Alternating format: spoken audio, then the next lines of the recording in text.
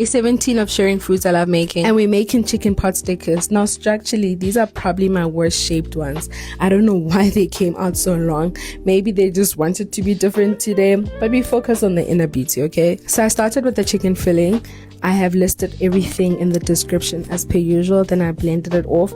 You can just get chicken mince if you want to, or again get beef. This recipe works equally for both proteins. I'm adding the infamous broth. This post is still going crazy. Whenever people realize how long it takes to do broth, they just go crazy. But there's a difference between a collagen broth and one that builds flavor.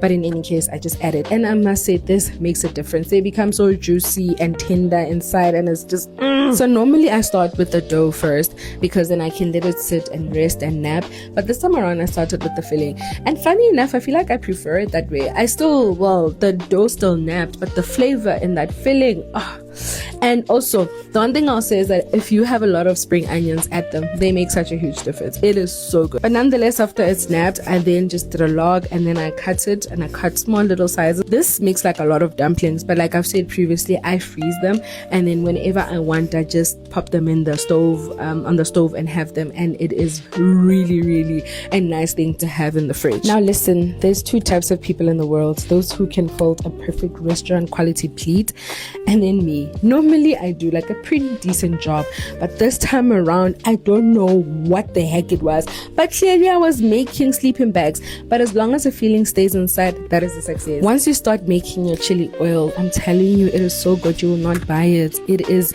and it's such a nice thing to have in the cupboard, because whenever you have it, whenever you're making other food, you can just take it out of your container and just put it, and the longer it sits, the more those flavors just develop. It is there's certain things that if you just make them at home, it just feels worthwhile. Anyway, bye, see you.